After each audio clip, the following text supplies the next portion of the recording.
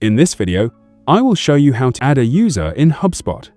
If you want to give access to your team so they can manage contacts, deals, or marketing tools, this method will help you do it quickly and safely. First, log into your HubSpot account and click on the Settings icon in the top right corner.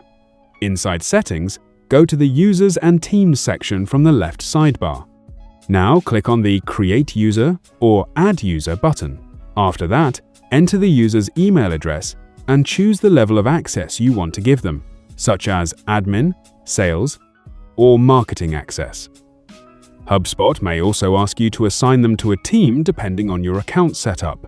Once everything is selected, click Next and then Send Invite. The user will receive an email invitation.